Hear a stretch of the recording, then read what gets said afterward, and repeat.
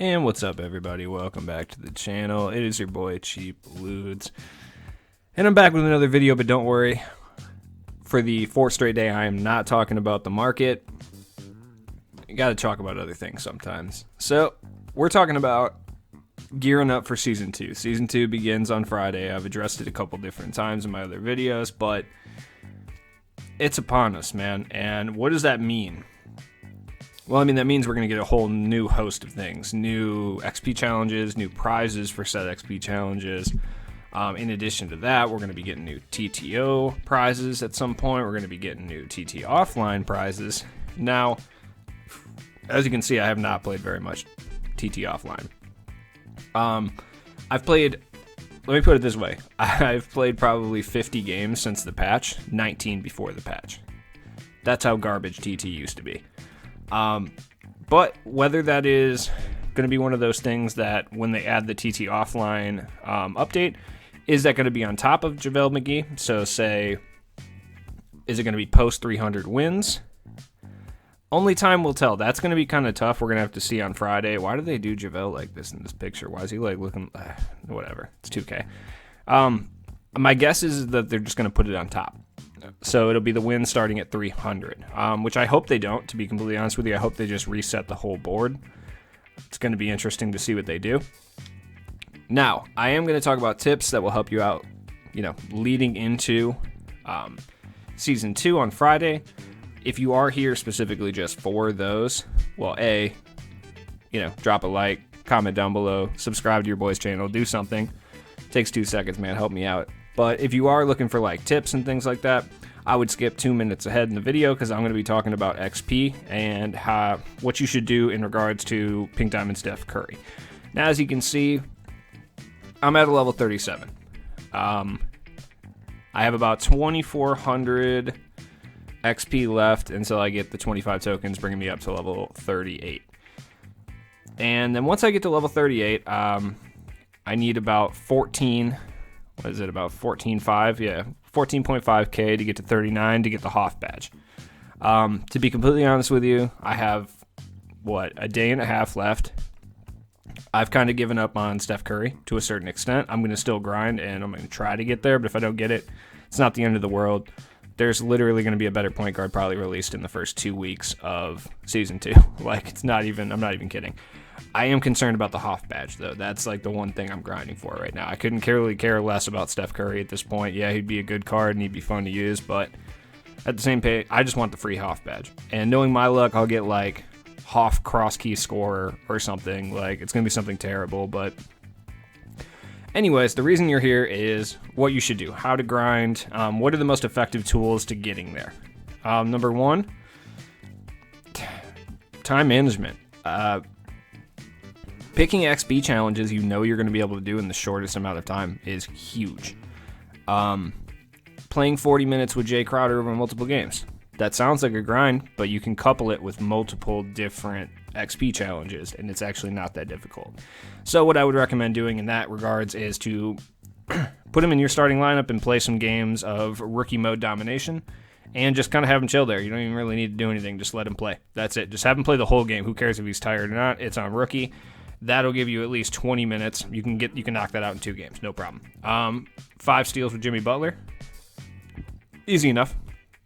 I mean, realistically, just have him in there for your rookie games with Crowder. You got that. Make 7 3-pointers with Duncan in a single game. First off, Duncan Robinson is super expensive, number one, because he has this 500 XP challenge. So if you have him do this challenge, if you don't go spend MT to go get Duncan Robinson.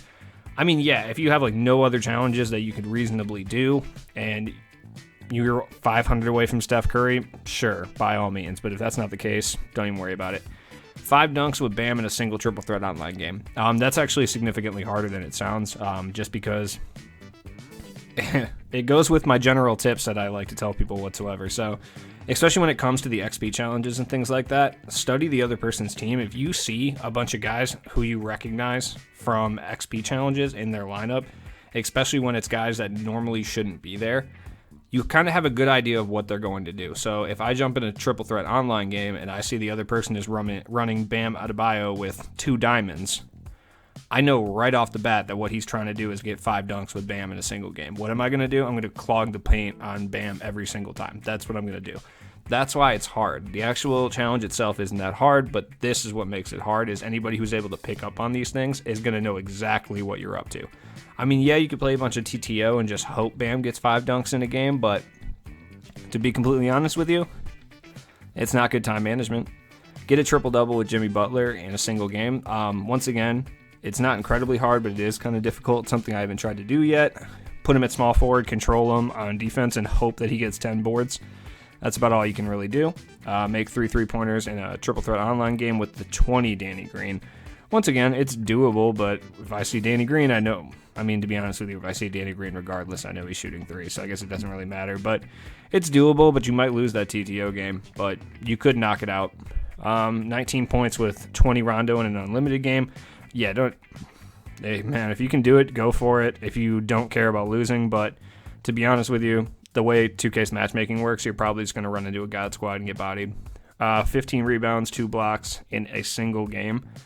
Literally, when you're doing these 2 challenges with Butler and Crowder, just throw Anthony Davis if you have him. Like I said, it's not worth going to spend $10,000 on Anthony Davis for 700 XP. It's not.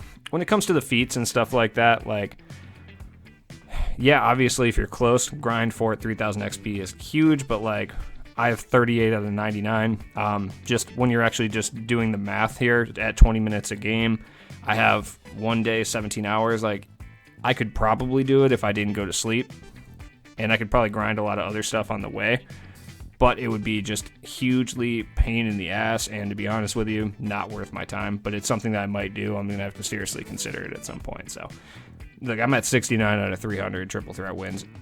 I could probably do it, like, if I really straight up didn't go to sleep and just chugged energy drinks and other things. I could probably do it, but, like, is it worth 1500 XP? Not really. Like, no.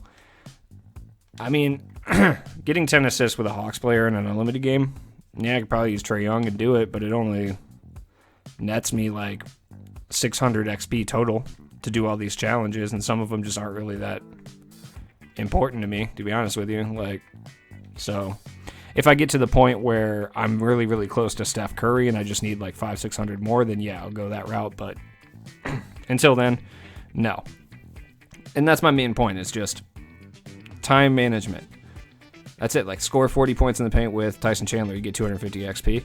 No problem. Just go play a rookie game. Just literally feed it to Tyson Chandler every single time, and he'll probably score a good amount. You probably get that done in 2 games. 1 game if you're really trying. Triple threat online, 5 rebounds, and yeah, you could probably do that. I have my TTO system, so I haven't. Double doubles with Steven Jackson. It's going to take you 2 games, but you can easily do it. Just score 10 points, get 10 assists on rookie mode. Very easy. 10 points with Dikembe in an unlimited game. Once again, if I see Dikembe in their lineup, good possibility at this stage in the game they're going for XP, so I'm just going to clog the middle on them. And I'm not even that good, and I can pick up on this stuff, so get 10 dunks over multiple online games. That's very doable. You're probably going to lose a lot of games because everyone knows Dikembe can't shoot. So 25 blocks. Blocks are a little harder to come by this year, so it's a little tough. Make 23 pointers with Kyrie over unlimited games. Honestly, I should have done that. I just never use them. Obviously, go complete the challenges if you can, because they do unlock a couple extra things like score 60 with Evan Turner. Yeah, easy. I'll just run rookie mode games. I'll be fine. Or I can do all this stuff on All-Star while I'm grinding to get 99.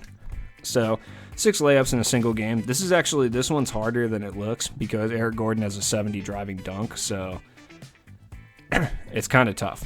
But basically just look at them and just kind of rationalize with yourself exactly how long it's going to take you to do this. Like, are you going to be able to do it in 1 or 2 games? Okay, cool. Are you going to be able to do this challenge in 1 or 2 games while you're doing multiple other challenges at the same time because you don't want to stretch yourself too thin? Awesome. Then you're going to do it. Is this going to require me to play a mode I don't normally play? And if so, are there other challenges that I can kind of finesse in there too at the same time to make up for time? Because we have 1 day, 17 hours left. You're going to need to cram as much as you possibly can in there. And I mean, any of the minutes challenges, they are kind of a grind and they are kind of annoying, but you can just kind of sandwich them all together at one time, and you can knock them out in one fell swoop, or you can just kind of do it over time. It just depends what you want to do if you're still going for wins and things like that. 5 dunks with Michael Jordan over multiple unlimited games is pretty easy because that's all he does is dunk, and honestly, driving is damn near unstoppable this year. So, same with Nowitzki free throws. He'll get fouled a lot in unlimited. The higher difficulty you're playing on, the more likely it is you're going to get fouled. So, like, they won't foul you very much on rookie. They'll foul you a significantly larger amount on, like, all-star. So, 10 rebounds with Mark Eaton, that's super easy. Literally just go play any domination game and just throw Mark Eaton in there and don't even control him. He's good. But, anyways, so for those of you who have skipped, welcome back. How are you going to prepare for Season 2? So preparing for Season 2 is pretty easy. Number 1, don't spend any tokens. Like, legitimately, do not. I get the rationale from a lot of people. You know, they're like, okay, I want to make sure I'm at the Diamond Award, reward level by the time the next season starts. Yeah, for sure. But you could just save the tokens and then just buy the new Amethyst players that are going to be better than these guys. There's a reason I haven't bought a single Amethyst guy. The only reason I bought Ruby guys is because they were involved in challenges. That's the only reason I even bought them. Amethyst guys, not so much. I mean, there's a couple Ruby guys I actually bought, like Kerry Kittles I wanted. But, like, none of these Amethyst guys are really good. None of them, to be honest, are usable at this stage in the game. Might as well just wait for Friday, because they're going to update the token market either Friday, Saturday, Sunday, or Monday. It's going to be one of those 4 days. I'm not sure exactly when. And when they do, they're probably going to put some packs on the token market, probably like season tip-off or like clutch, something like that. So they're actually going to, actually update them. We probably are going to get some tokenable Galaxy Opals as well. Notice they don't have dark matter. That's interesting, and I feel like that's something they're going to add in later, and I'm not sure. Maybe they never do, or maybe they just boot off Emerald and they just add it. I'm not sure. But, like, once again, even if you're up at the pink diamond level, do not waste any of your tokens on these guys. Yeah, they're solid enough, but we're getting better cards that come Friday. So just stay on your tokens. While we're on the subject of tokens, Friday is going to be a really, really good day to buy cards to lock in for token sets. Why is that? Because it's a pack day. Pack days are always the best days to buy current players because people draw a astronomical amount of them, and most people that open like a significant amount of packs have those guys already, so they're going to be putting them up. So just wait on that. You don't want to lock all those tokens in now because, like, for instance, Marcus Saul, for whatever reason, is like 3K. But guarantee on like Tuesday he'll be like 2. So you'll be saving yourself like 1,000 MT by doing it that way. So just wait until Friday. I think I said Tuesday on accident. Friday. Wait till Friday when packs are out. The first day packs are out, and then just start picking off your players there. And if there's guys that you want in the token market, just start locking these sets in. Honestly, like, all these guys are cheap enough now where it's recommended to lock them in. There's that middle ground right now where all these guys are ridiculously cheap, except for the gold guys, but they'll start getting cheaper and cheaper as more people get them. Other than that, I will say, though, until we know what's happening Friday with the exchange, I wouldn't lock any sets in. That's just me. I've locked a few in, which I kind of regret doing, especially the Nets. The Nets I regret because I would probably have, like, exchanged this Kevin Durant or something. I accidentally locked this one in, so I thought I was locking in a different set. But anyways, I wouldn't lock in any sets. The reason for that is because we are getting a new exchange. So we're getting an exchange update. Whether that means that it's just an addition and these guys are still going to be options, or they're going to be completely gone, I'm not entirely sure. Like, I hope you don't have to lock in for Bob Cousy to be able to, or exchange for Bob Cousy to be able to exchange for the next guy. Like, that's what I hope doesn't happen. I'm guessing that we're going to get like a diamond and a pink diamond as the exchange guys. Possibly like a 96 pink diamond and then like a 92 or 93 diamond is what we're going to get.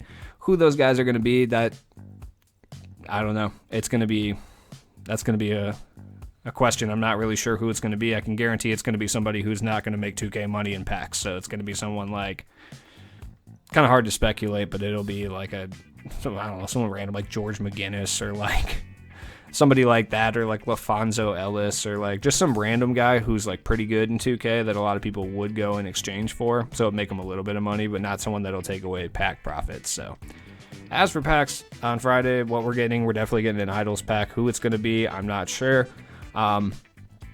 Hypothetically speaking, I believe that it's probably going to be either one of 3 players, and that's going to be either Dwayne Wade, Tracy McGrady, or Kobe Bryant. Like, that's who I believe it's going to be. I can also see Kobe being the lock-in reward, so keep a lookout for that. We already got like a high tier Paul Pierce, and we got a higher tier LeBron, Giannis, all those guys, so I don't think any of those guys are going to be what we're getting. So I wouldn't be surprised if it's Tracy McGrady, to be completely honest with you. And if it's not him this time, he'll be in this idol set, I promise. And he'll be the most expensive card in the game regardless. It doesn't really matter. So anyways, guys, I hope that helps out. Just one last tip. Like, my auction is just filled with various gems. The reason for that, and the reason I'm not selling any of these right now, I've lost some MT by doing this, but at the same time, it's fine. The reason I have this is just for the exchange. Like, if the exchange comes up, I have a roster of things I can get rid of at any point in time. I also have some like spare diamonds and stuff in my collection that I can get rid of. So just make sure to try to do that. Don't go out to the market and buy them though, because more than likely they're going to be original owner. But that only is really going to translate to like bronze, silvers, and golds. They're not going to do original owner like diamonds. That they might, but it's unlikely. So if you want to stock up on a couple amethysts and like a couple diamonds and things like that, it's not a terrible idea, just to get ready for the exchange. So anyways, guys, if you're new to the channel, thank you. If you're just discovering this video, please go subscribe. I would appreciate that. Either way, it's been your boy Cheap Ludes, and I appreciate every single one of you.